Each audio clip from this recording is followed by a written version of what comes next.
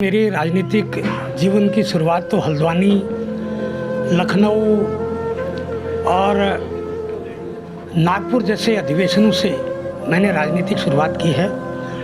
मगर तो सार्वजनिक जीवन में नगर पालिका के अध्यक्ष के रूप में मुझे बागेश्वर नगर पालिका का अध्यक्ष रहने का मुझे सौभाग्य प्राप्त हुआ।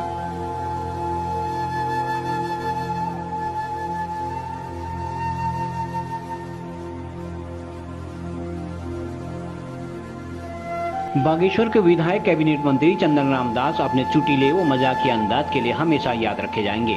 उपचुनाव तो कैंसिल होने वाला है। विधायक जी बचने वाले कहाँ हैं जो वोट डाल रहे हो?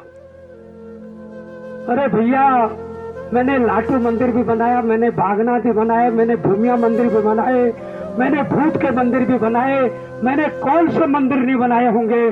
और मेरे ऊपर जब इतने भगवानों की छाया और नर की भी छाया, नारायण की भी छाया हो तो वो उसको क्या हो सकता है। तो आज आपके दुआओं से आपके बीच में मंत्री के रूप में खड़ा हूँ।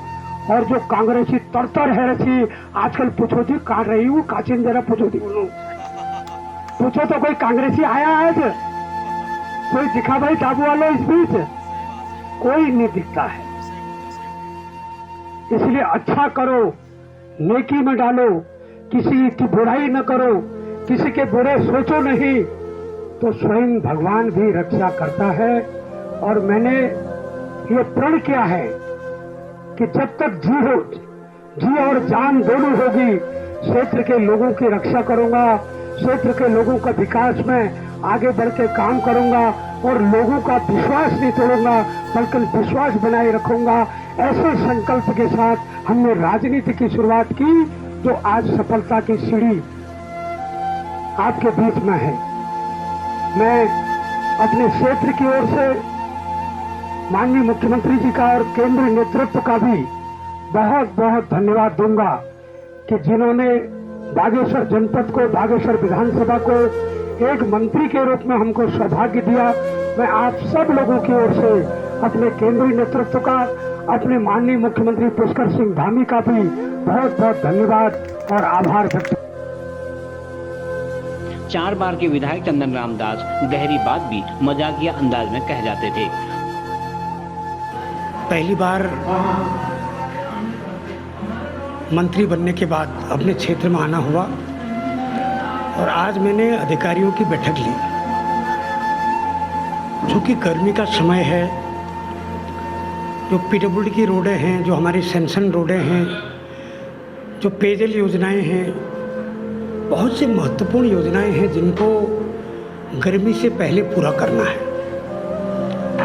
और मैं समझता हूं कि विभागों की 100% समीक्षा की आवश्यकता है। और लंबे समय से मैं समझता हूं कि अक्टूबर-नवंबर के बाद कोई समीक्षा बैठक नहीं हो पाई। इसलिए आज अपने जनपद की जिला योजना, राज्य योजना और केंद्र पोषित योजनाओं का मैंने यहाँ पर समीक्षा की है। बहुत से विभागों में बहुत सी कमियाँ भी थी और उनको निर्देश दिए हैं सख्त, क्योंकि अप्रैल मई का महीना है। मैं कह रहा हूँ कि जो 15 जून से पहले सभी रोडों का काम शुरू हो जाए, डामरीकरण का काम शुरू हो जाए। जो लघु डाल की योजनाएं हैं उनमें बिजली का काम, उनमें पानी देने का काम, सिंचाई विभाग को सभी नहरों की सफाई करना, पानी सुनिश्चित करना नहरों में, और जल निगम जल संस्थान को जो बहुत सी योजनाएं हमने बनाई है उनको ठीक करना और उसको तत्काल शुरू करने के लिए निर्देश जारी किए हैं। और भी विभागों की हमने रिव्यू कर रहे हैं, आज भी अभी चल रहा है। मेरा मानना है कि अधिकारियों को अब अपने व्यवहार में आमूलचूल परिवर्तन करने की आवश्यकता है, क्योंकि जन समस्याओं का निस्तारण त्वरित गति से होना है। किसी भी मामले को लिंगर ऑन करने की आदत अब छोड़नी पड़ेगी, क्योंकि सरकार का मंतव्य किसी को परेशान करने का नहीं, किसी को पनिशमेंट देने का नहीं। अच्छे अधिकारी को हम प्रमोट करेंगे, उनको हम प्रोत्साहित करेंगे, मगर यदि विभागों को यदि ढंग से नहीं चलाएंगे, योजनाओं को क्रियान्वित नहीं करेंगे, तो उन अधिकारियों के खिलाफ भी कुछ करने की आवश्यकता पड़ेगी। मुझे लगता है कि मेरे जनपद के अधिकारी अच्छा काम करेंगे, योजनाबद्ध तरीके से काम करेंगे और अपने जनपद के विकास के लिए मैं समझता हूँ कि पूरा सहयोग करेंगे। जिलाधिकारी भी हमारे ऊर्जावान हैं, अन्य अधिकारी भी ऊर्जावान हैं और अभी आग का सीज़न है, आग को बुझाने के लिए वन विभाग को भी निर्देश दिए जा रहे हैं। जल निगम, जल संस्थान को ये निर्देश दिए हैं कि टैंकरों की व्यवस्था करके कभी भी कहीं से भी पानी के लिए अगर कोई कॉल आता है तो द्रुत गति से क्षेत्र में पानी की व्यवस्था करनी है, अन्य चीज़ की व्यवस्था करनी है। कृषि, उद्यान सहित सभी विभागों को निर्देश किया है कि अपनी योजनाओं को रिव्यू करें और नए ढंग से कुछ नई योजनाएं लाएं। समाज कल्याण, खादी ग्रामोद्योग, उद्योग मैंने कह दिया है कि 1 डिस्ट्रिक्ट 2 प्रोडक्ट की योजना के तहत नए योजनाओं का आप सर्वेक्षण करें। हम क्या कर सकते हैं, हम रिंगाल के क्षेत्र में कर सकते हैं, हम ताम्र के क्षेत्र में कर सकते हैं, हम फल उद्यान के क्षेत्र में कर सकते हैं। नए चीज़ों को हमको ढूंढना होगा, इसलिए स्वरोजगार मुद्रा योजनाएं बना के हमको पलायन को रोकने के लिए हमको छोटे लघु कुटीर उद्योग जैसे योजनाएं अपनानी पड़ेंगी, तभी हमारे वहाँ का बेरोजगारों को रोजगार मूलक योजनाएं लाके हम पलायन को रोक सकते हैं। आज कुछ जो अनुपस्थित अधिकारी थे उन पर क्या प्रतिकूल दृष्टि या उन पर कोई कार्रवाई हुई? बिल्कुल होगी। जिन लोगों ने सूचनाएं दी हैं कि हम बैठक में किसी कारण नहीं आ पाए हैं, वो तो ठीक है। सूचना देने के बावजूद भी जो अधिकारी बैठक में नहीं आया हो वो घोर अनुशासनहीनता के दायरे में आएगा, उसके खिलाफ कार्रवाई की जाएगी। अच्छा, आपने एक जौलगाड़ी में क्रूज स्टेशन का भी शुभारंभ किया है, वो किस तरह से काम करेगा? देखिए, जो अग्नि इस समय सीजन चल रहा है, हमारे पास उपकरणों की कमी होती थी, तो हमारे पास इस समय मॉडर्न क्रूज स्टेशन के रूप में जौलकांडी में जो भवन बनाया है और जिसका आज हमने लोकार्पण किया है, वहाँ आधुनिक इक्विपमेंट आए हैं। वहाँ कैसे हम आग बुझाने का काम कर सकते हैं, कैसे हम वैज्ञानिक ढंग से लोगों को प्रेरित करके हम एनडीआरएफ के माध्यम से, अन्य संस्थाओं के माध्यम से आग बुझाने के लिए नए प्रयोग कर सकते हैं, उसके लिए आज ये मॉडर्न क्रूज स्टेशन का हमने शुभारंभ किया है। आशा है वो स्टेशन हमारे क्षेत्र के लोगों के लिए आशानुकूल पर्याप्त रूप में काम करेगा।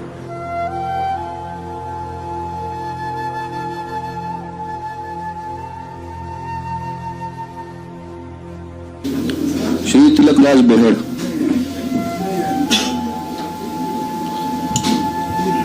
मैं चंदन दास विधानसभा का सदस्य निर्वाचित हुआ हूँ। ईश्वर की शपथ लेता हूँ कि मैं विधि द्वारा स्थापित भारत के संविधान के प्रति सच्ची श्रद्धा और निष्ठा रखूंगा। मैं भारत की प्रभुता और अखंडता अक्षुण्ण रखूंगा तथा जिस पद को मैं ग्रहण करने वाला हूँ उसके कर्तव्यों का श्रद्धापूर्वक निर्वहन करूंगा। उनका यही अंदाज आम जनता व कार्यकर्ताओं में चर्चा का विषय बना रहता था। स्वर्गीय चंदन राम दास जब भी जनता व कार्यकर्ताओं को संबोधित करते थे, उनके चुटीले अंदाज व मजाकिया लहजे का इंतजार करते थे।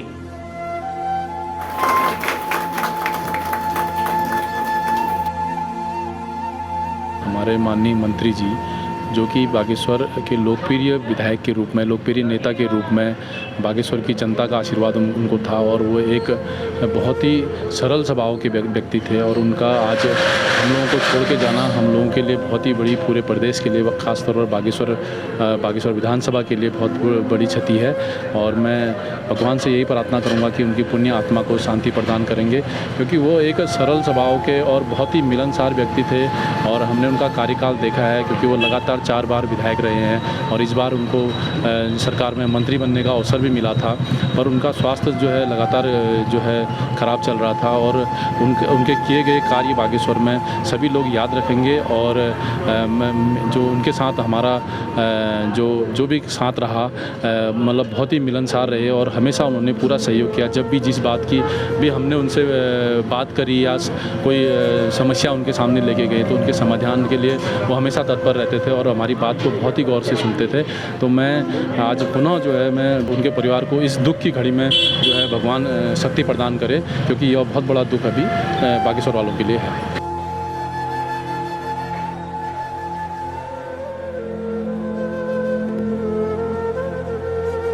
श्री चंदन रामदास कृपया शब्द ग्रहण हेतु पधारने का कष्ट करें।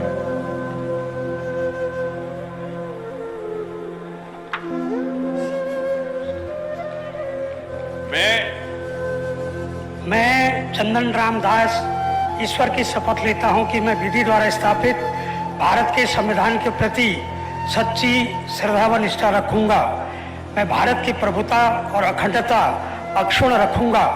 मैं उत्तराखंड राज्य के मंत्री के रूप में अपने कर्तव्यों का श्रद्धापूर्वक और शुद्ध अंतःकरण से निर्वहन करूंगा तथा मैं भय या पक्षपात, अनुराग या द्वेष के बिना सभी प्रकार के लोगों के प्रति संविधान और विधि के अनुसार न्याय करूंगा।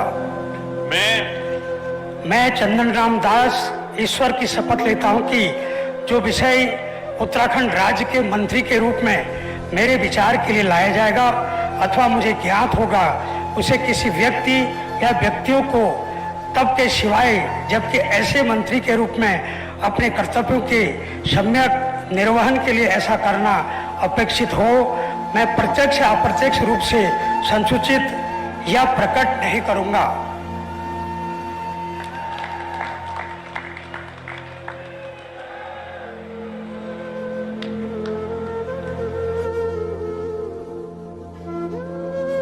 किसी कार्यकर्ता व ग्रामीण से उन्हें नाराजी भी होती थी तो वह हंसते हंसते सुना देते थे तथा सुनने वाले को बुरा भी नहीं लगता था।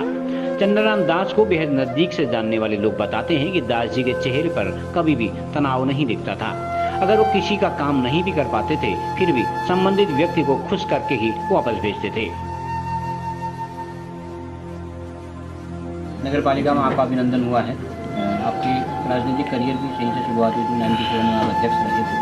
तो क्या कहना चाहेंगे सर, कितने उत्साहित हैं, क्या कहेंगे सर? यद्यपि मेरी राजनीतिक जीवन की शुरुआत तो हल्द्वानी, लखनऊ और नागपुर जैसे अधिवेशनों से मैंने राजनीतिक शुरुआत की है, मगर तो सार्वजनिक जीवन में नगर पालिका के अध्यक्ष के रूप में मुझे बागेश्वर नगर पालिका का अध्यक्ष रहने का मुझे सौभाग्य प्राप्त हुआ और आज पहली बार मंत्री पद मिलने के बाद मेरा नगर पालिका बागेश्वर के अध्यक्ष जी ने, सभी सभासदों ने, सभी यूनियन के लोगों ने, हमारे कर्मचारियों ने यहाँ भाव विभोर करने वाला जो स्वागत अभिनंदन किया है, उसके लिए मैं सभी लोगों का दिल से धन्यवाद देता हूँ और आभार व्यक्त करता हूँ। यद्यपि मुझे नगर की सारी समस्याओं के बारे में अवगत है, यहाँ की सीवर लाइन का काम, यहाँ पेयजल योजना का काम, यहाँ जो नगर में सौंदर्यीकरण का काम होना है और भी जो हमारी जो जन समस्याएं नगर की हैं, मैं सभी वार्डों से भी वाकिफ़ हूँ क्योंकि नगर में रहा हूँ और नगर पालिका की भी सभी समस्याओं से मैं अवगत हूँ। मैं विश्वास दिलाता हूँ कि एक विधायक के रूप में, मंत्री के रूप में मैं नगर पालिका क्षेत्र के सभी कामों को प्राथमिकता से करूँगा और लोगों का भरोसा जीतने में कामयाब होऊंगा। मैं पुनः नगर पालिका के सभासदों का, नगर पालिका के कर्मचारियों का, सब लोगों का इस नागरिक अभिनंदन के लिए बहुत बहुत धन्यवाद और आभार व्यक्त करता हूँ। उनका यही अंदाज उनके निधन के बाद भी लोगों में चर्चा का विषय बना रहा। अपने मजाकिया व मुंह के सामने ही सब कुछ बोल देने के लिए दास जी हमेशा याद रखे जाएंगे।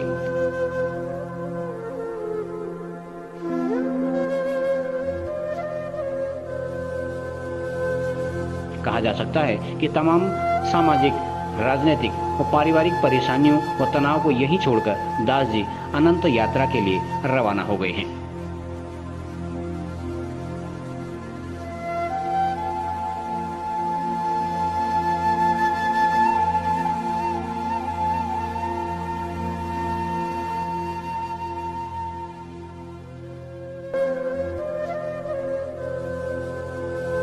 CCN न्यूज के लिए सुरेश पांडे की रिपोर्ट।